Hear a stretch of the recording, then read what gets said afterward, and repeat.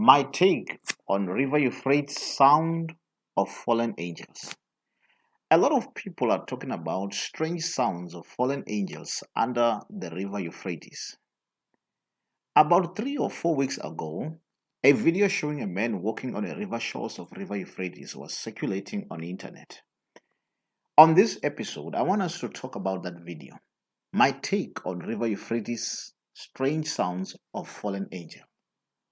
As Christians, we need to have a principle which helps us separate what is true from what is false. We really can't just accept any information out there without any scrutiny.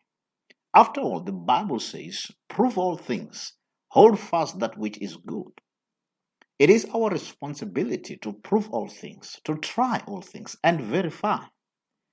Let us talk about the video. And the link to that video is down in the description below. I watched the video and I also consulted my friends, and we came to a beautiful conclusion. This was our conclusion. The video must have been taken in the river. The microphone that supposedly picked the sounds of fallen angels was supposed to pick the footsteps of the cameraman and possibly the winds by that river, and maybe the birds and other things. There was a moment where someone was removing some sand from a certain spot, possibly because he wanted the sound to be clear. My problem with that is, if someone is removing the sand, we should hear the sound of the sand as well before we hear the sound down in the cave.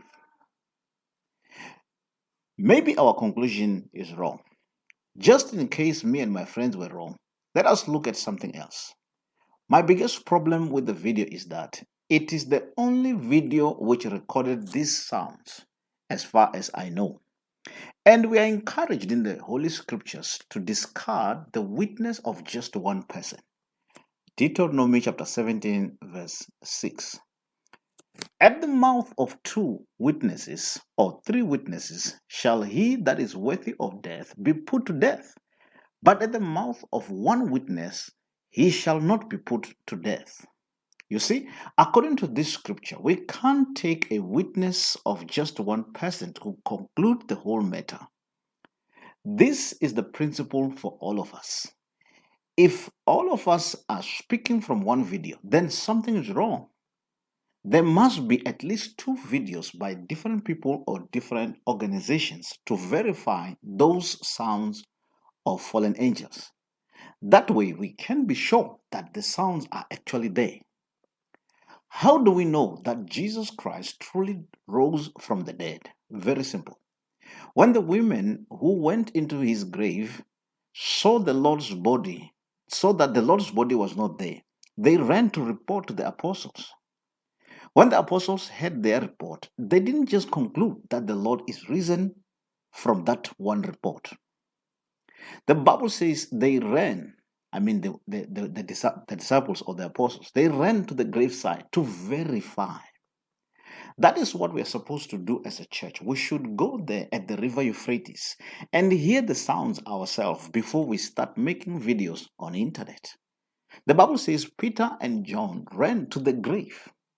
John chapter 20 verse 6 through 8. Then cometh Simon Peter following him, and went into the sepulchre, and seeth the linen clothes lie, and the napkin that was about his head, not lying with the linen clothes, but wrapped together in a place by itself. Then went in also that other disciple.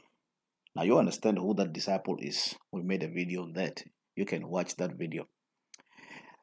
That other disciple, which came first to the sepulchre, and he saw and believed. Hallelujah. The Bible says he saw and believed. Glory to God. You are supposed to see and believe. I know someone will say, aren't we supposed to just believe without seeing? Yes, but we believe God's word. When it comes to things that are outside God's word, like hearing sounds of fallen angels, we need to physically go there and verify. Peter and John verified for themselves that Jesus truly rose from the dead. You need to understand that the Bible never said anything, never said anything about hearing the sounds of the fallen angels under River Euphrates. Someone will say, what did the Bible say then? Revelations 9 verse 13 to 14. And the sixth angel sounded, and I heard a voice from the four horns of the golden altar, which is before God, saying to the sixth angel, which had the trumpet, loose the four angels which are bound in the great river Euphrates. From this scripture, we know that there are four angels bound under the river Euphrates. And we also know that at a certain time, they will be released from there, and a third of the population will die. By looking into end times timing, we understand that that time is very close. But we were never told that we shall hear of strange sounds screaming down there. I'm always careful not to go too far outside the Bible. Think about this. We are told that a certain prophet was meditating in a certain cave, and the angel Gabriel came and visited him and gave him a revelation. Question: was there someone to verify this event? No. And yet people have formed a religion out of that.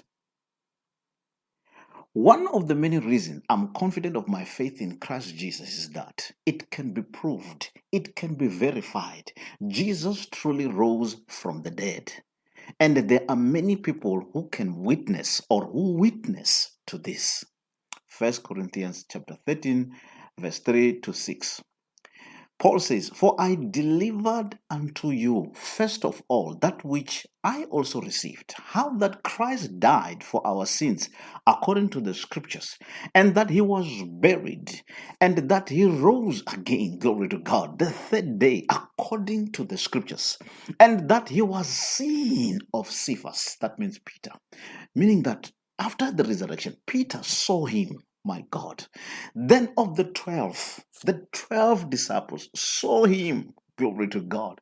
After that, he was seen of above 500 brethren at once. Think about that. So God made sure that more than 500 people saw Jesus after resurrection, of whom the greater part remain unto this present.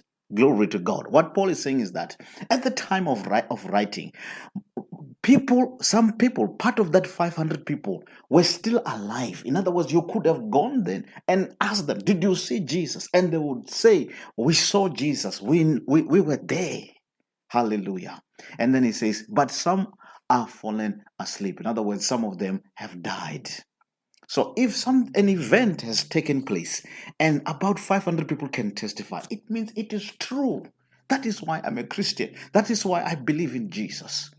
Jesus didn't die privately. Neither did he rise privately. It was all before the people. Even the Roman soldiers said that he was truly the Son of God.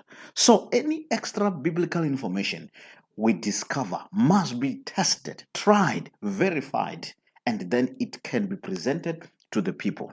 Do I believe that there are strange sounds under River Euphrates? No. And if I will change my mind at all, it will be because different ministries or people have gone there and found the same thing.